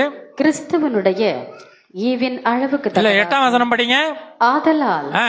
அவர் உன்னதத்துக்கு ஏறி உன்னதத்துக்கு ஏறி சிறைப்பட்டவர்களை சிறையாக்கி ஆ, மனுஷர்களுக்கு வரங்களை அளித்தார் என்று சொல்லி இருக்கிறார். என்ன கொடுத்தாரா? வரங்கள் வரங்களை குறித்தார். நிரப்பணும்னு சொன்னாரா இல்லையா?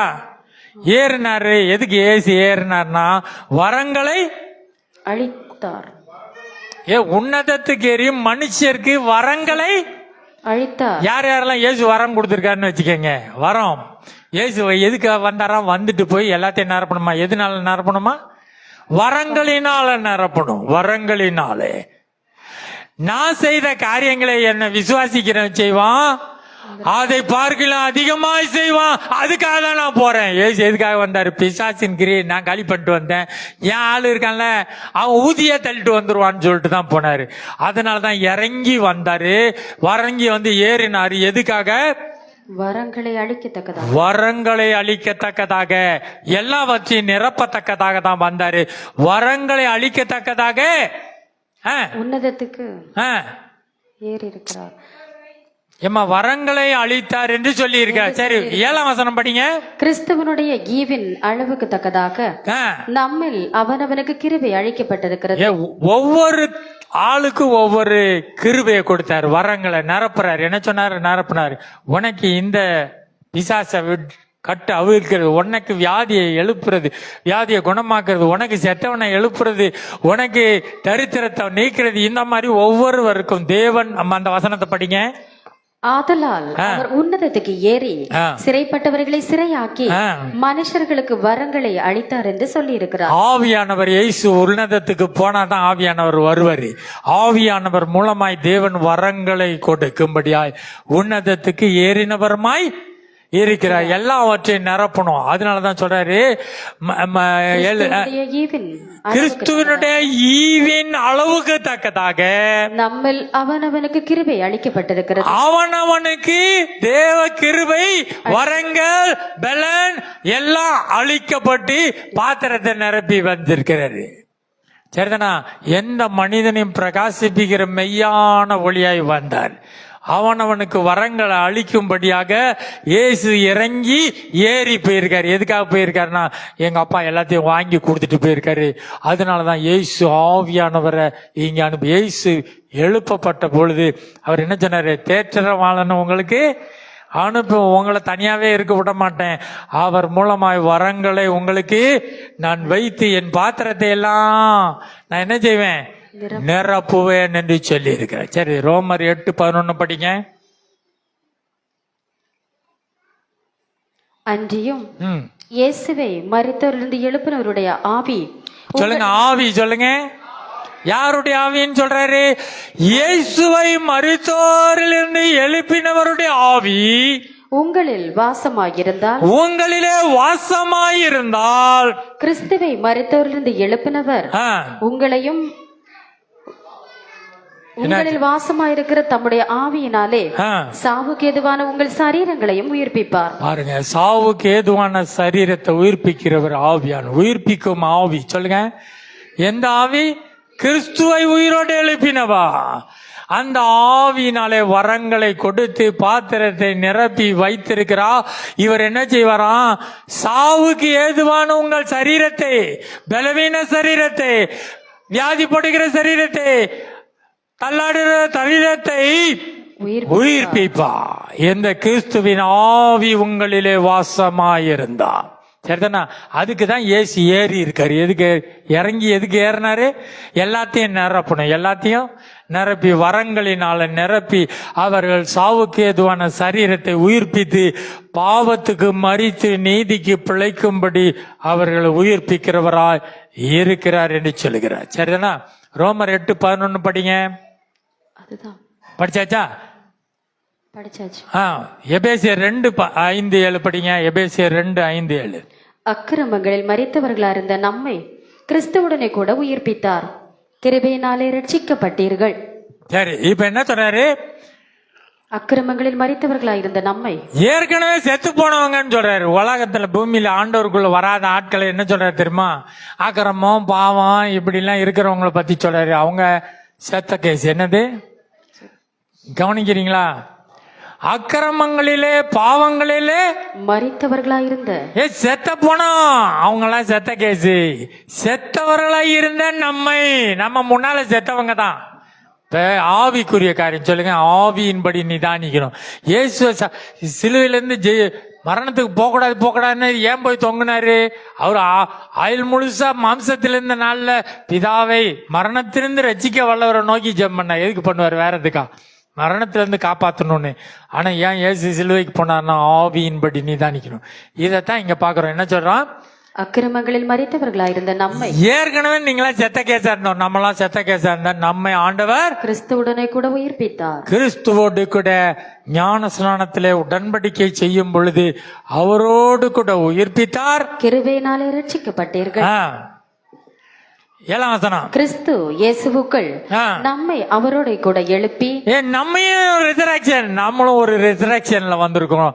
இயேசுவோடு கூட நம்மையும் எழுப்பி, அந்த ஞான ஸ்நானத்துல அடக்கம் பண்ணப்பட்ட நம்மையும் எழுப்பி உன்னதங்களிலே அவரோட கூட உட்காரவும் செய்தார். எங்க உட்கார்ந்து இருக்கிறோம்? உன்னதங்களிலே அவரோடு கூட உட்காரமும் செய்திருக்கிறார். இது யாரால நடந்துச்சு? ஆவியானவரால் நடந்துச்சு. ஆவியானவர் இறங்கி வந்து வரங்களினாலே நம்மை நிரப்பி நம்மை உயிரோடவர்களாய் நம்மை கிறிஸ்துவோட அடக்கம் பண்ணப்பட்ட நம்மை அவரோடு கூட எழுப்பி இன்னைக்கு இயேசுக்கு ரிசரக்ஷன். நமக்கு எப்ப ரிசரக்ஷன்? நம்ம ஞான ஸ்நானத்திலிருந்து வெளிவரும் பொழுது நமக்கு ரிசரக்ஷன். சரிதானா? சரிதானா? அதையும் ஹாப்பியா நம்ம கொண்டாடணும். அவரோடு கூட நம்மையை எழுப்பி உன்னதங்களில் அவரோட கூட உட்காரவும் உன்னதங்களில் அவரோடு கூட உட்காரவும் செய்தார். எப்படி? தம்முடைய ஆவியினாலே மாம்சத்திலே கொலையுண்டு ஆவியிலே உயிர்ப்பிக்கப்பட்டார். சரிதானே? அக்கிரமத்திலும் பாவத்திலும் மரித்திருந்த நம்மையும் அவரோட கூட உயிர்ப்பித்து உன்னதங்களிலே உட்காரவும் செய்தார். 2 கொரிந்தியர் 13ஆம் அதிகாரம் 3ஆம் வசனம் படிங்க. கிறிஸ்து எனக்குள்ளே பேசுகிறார் என்பதற்கு. சரி, இப்ப பாருங்க, நீங்களும் நம்ம உயிர்ப்பிக்கப்பட்டவங்க. சொல்லுங்க. உன்னத பலனால் அவர் எருசலேம்ல இருந்து ஊழியத்துக்கு போக சொல்ல மாட்டேன்ட்டாரு.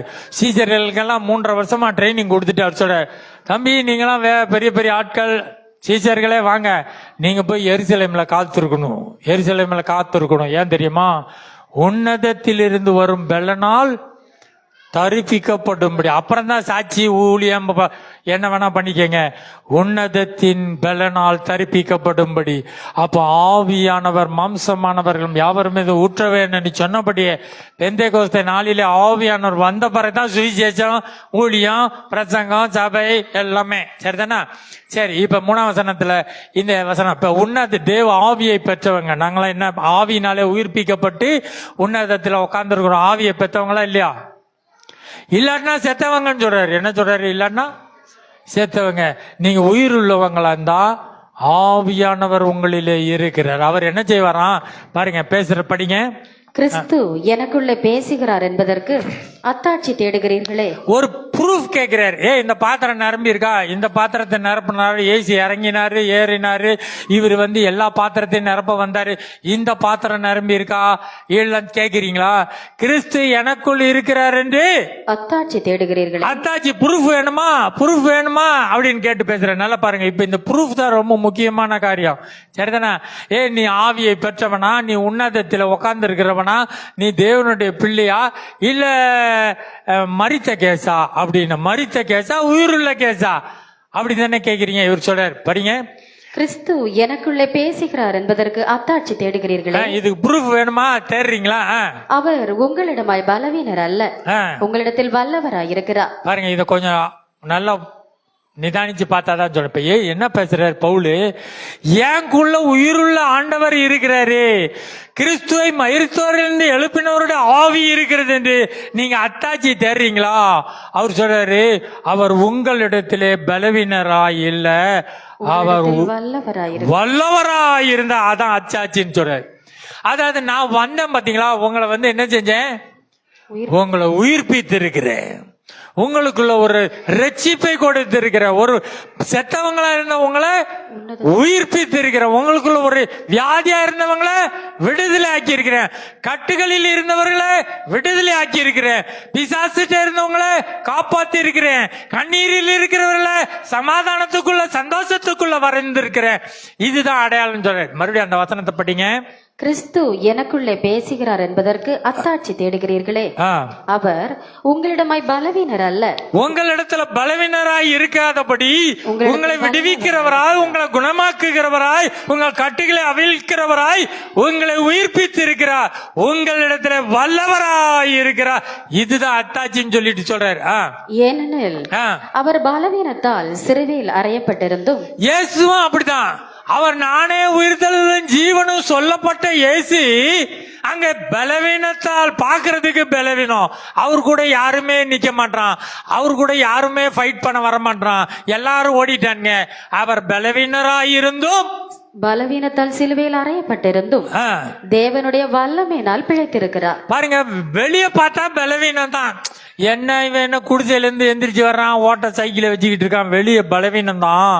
ஆனா உயிர்த்தெழுதலின் வல்லமை பெற்ற பாத்திரம், அது நிரப்பப்பட்ட பாத்திரம், அது விடுதலை ஆக்குகிற பாத்திரம். வெள்ளிக்கிழமை சிஸ்டர் சாட்சி சொன்னாங்க. அவங்களுக்கு பைபிளும் படிக்க தெரியாது, படிச்சதும் கிடையாது, வாசிக்கவும் தெரியாது. அவங்க பாருங்க 4 பக்கமும் சங்கிலினால கெட்டி கெட்டி அவனை உடைய மாட்டாங்களாம். அவங்கள போய் அவுத்துட்டு வந்துட்டாங்க. ஏன் தெரியுமா? உயிர்த்தெழுதலின் வல்லமையை பெற்ற பாத்திரம். வெளியே பார்த்தா பலவீனரு. படிப்பே தெரியாது. உங்களுக்கு பைபிள்ல படிக்க தெரியாதா? பைபிள் படிக்க தெரியாதவங்க வந்து பிரசங்கம் பண்ணி சாட்சி சொன்னாங்க. பாத்தீங்களா? உயிருள்ள சாட்சி. அதைத்தான் பவுல் சொல்றாரு. எங்களிடத்தில் அடையாளம் நான் தேடுறீங்க. அவர் உங்களிடத்தில் பலவீனராய் அல்ல பலவானாய் இருந்தார் சொன்னாங்க. எத்தனையோ 30,000 40,000 செலவு பண்ணி அவனை கட்டி போட்டா தவிர வேற வழியே இல்லைன்னு நினைச்சிருந்தோம். அவனை அடக்க முடியல. எப்படிங்க அவுத்து விட்டீங்க? உயிர்த்தெழுதலின் வல்லமை. அதை குறித்து தான் இப்ப இங்க பாக்குறோம். அவர் என்ன சொல்றாரு? அவர் பலவீனத்தால் சிறுவையில் அறையப்பட்டிருந்தும். அவர் பலவீனத்தால் பாக்குறதுக்கு ஒண்ணுமே சோப்பலாங்கி மாதிரி தான் இருக்காங்க. அவர் பலவீனத்தால் சிலுவையில அறையப்பட்டிருந்தோம். அவருக்கு துணைக்கு யாருமே இல்ல. ராஜாவான கன்னத்தில் அடிக்கிறான். இஸ்ரவேலின் நியாயாதிபதி கோலினால் கன்னத்தில் அடித்தார். முகத்துல எச்சி துப்புறம். பலவீனத்தால் சிலுவையில் அறையப்பட்டிருந்தோம். தேவனுடைய வல்லமையினால் பிழைத்திருக்கிறார். தேவனுடைய வல்லமையினால் அவர் சிங்காசனத்திலே வீற்றிருக்கிறார்.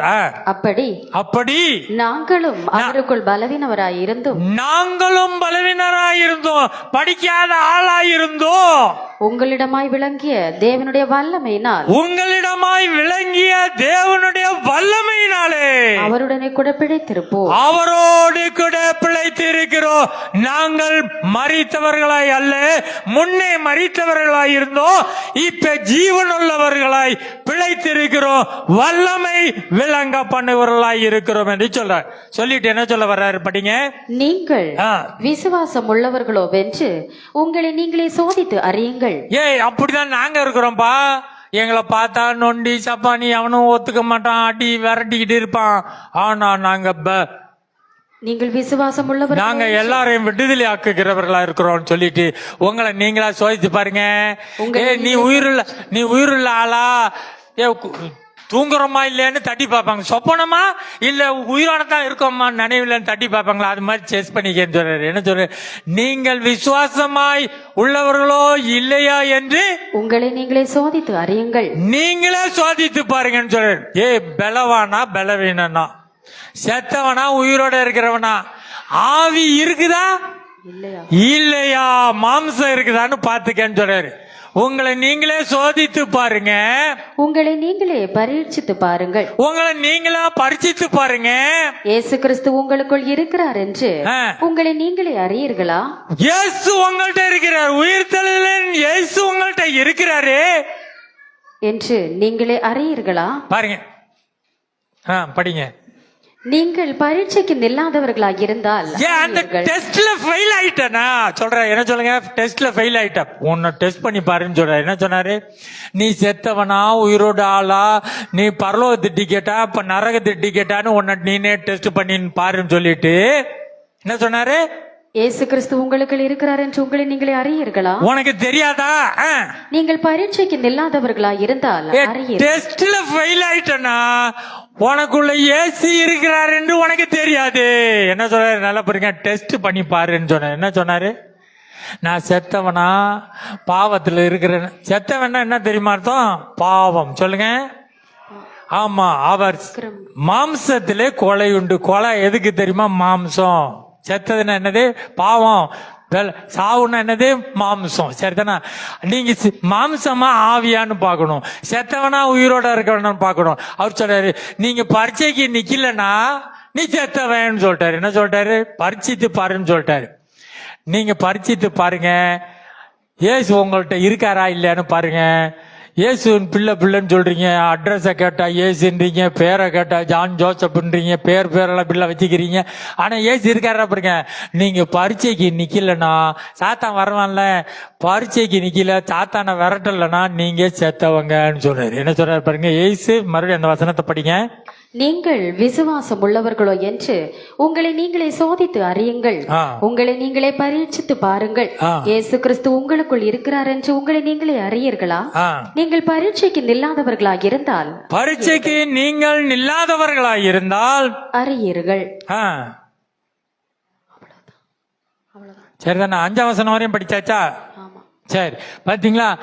நீங்க நிக்காதவங்கன்னா இயேசு இருக்கிறன்றது உனக்கு தெரியல, மேட்ரே தெரியல, விவரமே சேர்த்தாலு தெரியல. நீ யாரு? செத்தவன். ஆவியில உயிர்ப்பிக்கப்படு. சரி, 2 கொரிந்தியர் 4ஆம் அதிகாரம் 7ஆம் வசனம். இந்த மகத்துவம் உள்ள வல்லமை. எந்தது? மகத்துவம் உள்ள வல்லமை. படிங்களா? 2 கொரிந்தியர் போட்டியாமா? 2 கொரிந்தியர் 4:7 போட்டாச்சா? பாருங்க, நல்லா பாருங்க. இது வெளியே தெரியாது. எது தெரியாது? பார்த்தா படிக்காத கேஜி, பார்த்தா கூரை வீட்டுல இருந்து தான் வரும். ஆனா வேதம் சொல்லுகிறது இந்த மகத்துவம் உள்ள வல்லமை. எந்த வல்லமை தெரியுமா? கிறிஸ்துவை மரித்தோரிலிருந்து எழுப்பினவருடைய வல்லமை. ஆவியின் வல்லமை உங்களில் இருந்தா சாவுக்கு ஏதுவானதே உயிர்ப்பித்திருவாரு. அதைத்தான் சொல்ற.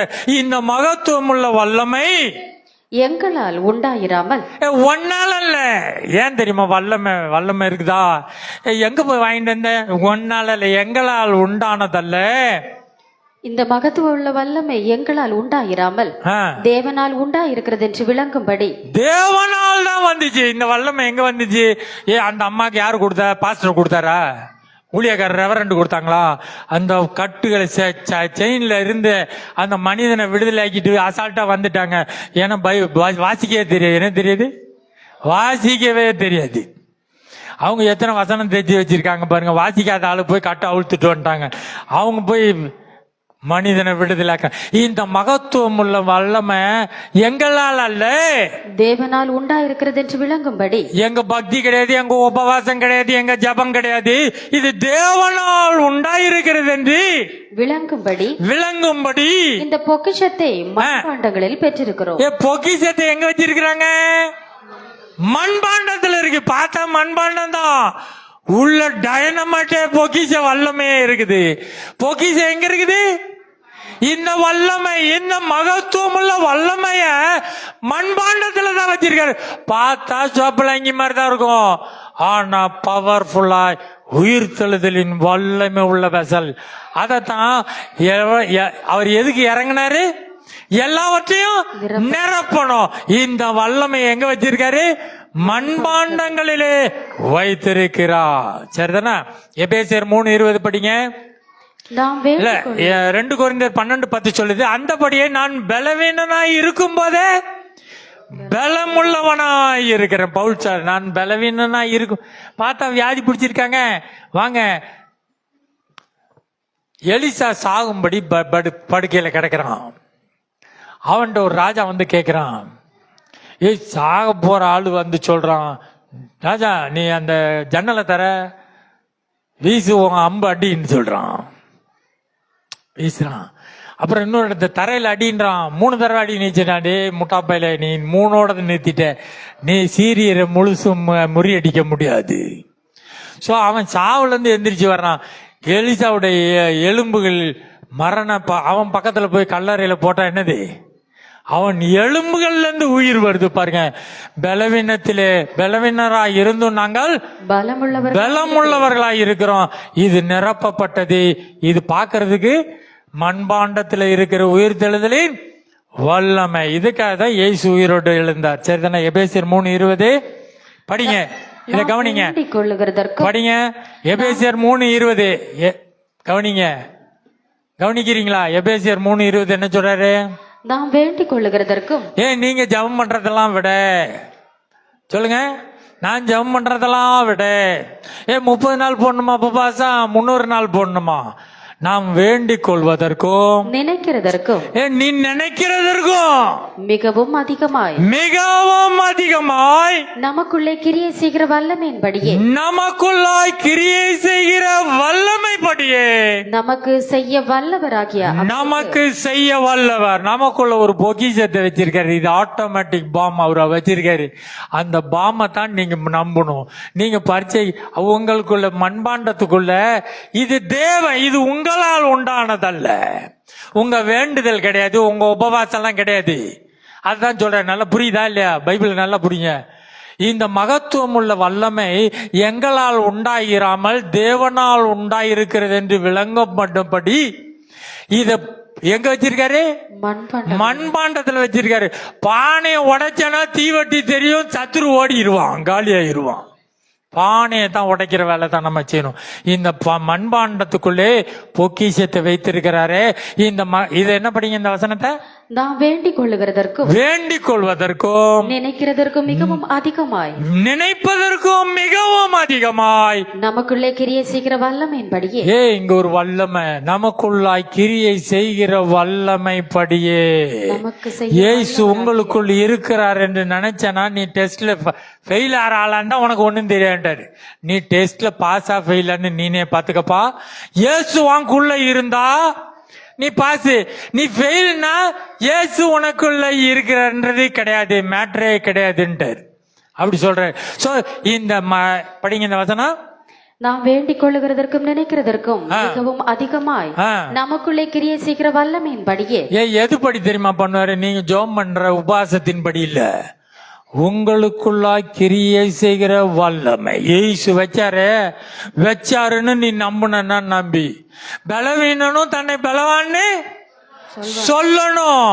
நீ உனக்குள்ள வல்லமை இருக்குது, நான் தொட்டா செத்தவன் எந்திரிப்பான்னு நினைச்சனா நடக்கும். உனக்குள்ளாய் கிரியை செய்கிற வல்லமைப்படியே நமக்கு செய்ய வல்லவராகிய அவருக்கு சபையிலே கிறிஸ்து இயேசுவின் மூலமாய் தலைமுறை தலைமுறையும் சதா காலமும் மகிமை உண்டாவதாக.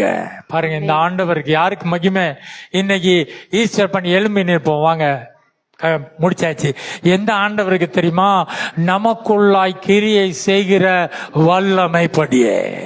இதை விசுவாசித்தால் நீ தேவனுடைய மகிமையை காண்பாய். மண்பாண்டத்துக்குள்ள பொக்கிஷம் வச்சிருக்கிறாரு.